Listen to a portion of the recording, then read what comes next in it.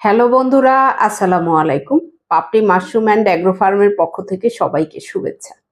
আশা করি সবাই ভালো আছেন।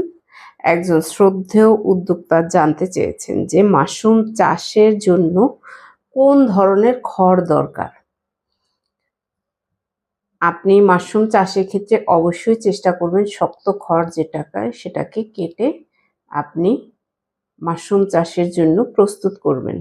অনেকেই আছেন যে একদম নরম হয়ে যায়, সেই ধরনের খড় ব্যবহার করেন।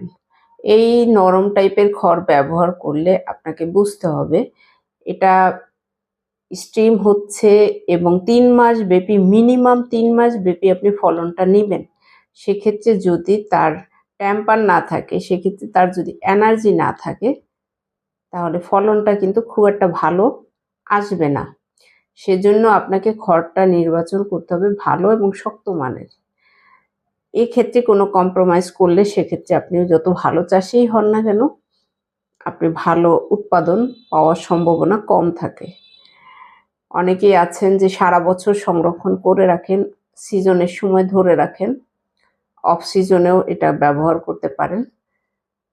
সেজন্য আপনাকে নির্বাচন করতে হবে ভালো মানের খড়।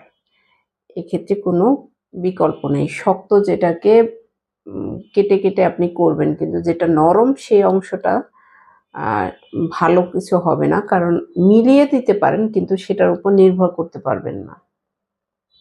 আশা করি আপনি আপনার প্রশ্নটা জানতে পেরেছেন এবং যারা জানতেন না তারাও জেনে নেবেন।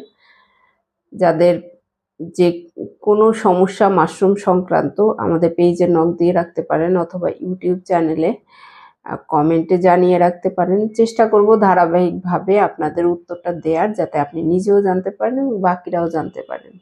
ভালো থাকুন, সুস্থ থাকুন এবং নিজ ঘরে ঘরে মাশরুম চাষ করে নিজের পুষ্টির চাহিদা মিটিয়ে তুলুন।